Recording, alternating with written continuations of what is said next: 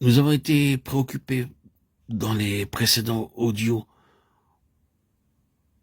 avec la conception toujours croissante de Christ que l'apôtre Paul a eue et qui a marqué sa vie.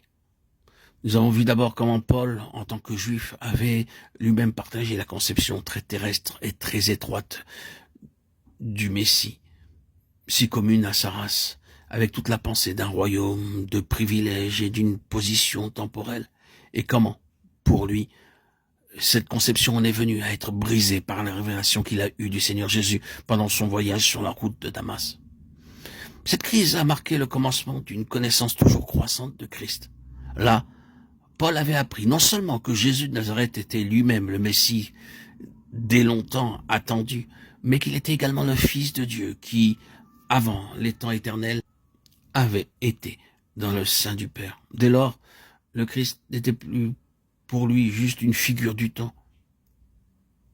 Et nous avons noté comment, par davantage de révélations, ce fait est venu à être lié à ce que Paul appelle fréquemment le dessein de Dieu, les conseils divins, suivant le plan de celui qui opère toutes choses, d'après le conseil de sa volonté. Éphésiens 1:11. Cela est lié à avant les temps éternels, et dans ce dessein, dans ces conseils divins de l'éternité passée. Un très grand nombre de choses auxquelles Paul se réfère s'y trouvent. Nous avons vu que ces conseils divins, ce dessein éternel concerne l'univers et l'homme en particulier, et que l'univers et l'homme sont réunis dans son Fils. Selon le bienveillant dessein qu'il avait formé en lui-même pour le mettre à exécution, lorsque les temps seraient accomplis, de réunir toutes choses en Christ, celles qui sont dans les cieux et celles qui sont sur la terre, Éphésiens 1:9-10. Cela nous a amené à considérer un point qui exige peut-être d'être présenté à nouveau, ou du moins une réitération à laquelle nous procédons. Donc, maintenant, ces conseils éternels, ce dessein éternel de Dieu représente la ligne droite de Dieu à travers les âges, et comment nous étions en train de les considérer, ils n'ont rien à faire avec la rédemption. C'est une autre ligne, une ligne de secours.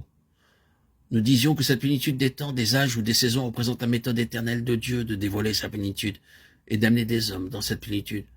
Ils sont des étapes de croissance, de progrès, de développement au sujet de son Fils.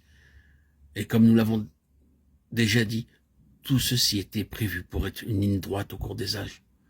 Ces autres âges que nous lisons, les âges de ce monde selon les conditions actuelles, sont une toute autre ligne et présentent une autre expression de dessein. Elles ont été introduites, si nous pouvons présenter cela de façon figurée ou imaginative, de cette manière. La divinité dans son conseil a établi le plan pour tous les âges des âges futurs, d'éternité en éternité. Et dans ce plan, tout était clair et sans détour. Il y aurait un dévoilement progressif de Dieu dans le Fils et une entrée progressive de l'univers dans cette plénitude. Alors Dieu atteignit un point où il dut dire, en raison de sa présence, nous parlons ici bien sûr de façon imaginative, mais nous savons ce qui se produira, nous savons qu'à un certain point, l'homme que nous créons faillira, échouera. Cela mènera à une longue période de désordre, d'interruption, de chaos, et nous devons pouvoir pourvoir à cela. Là, le plan entier de la rédemption fut introduit, et l'agneau fut immolé dès avant la fondation du monde.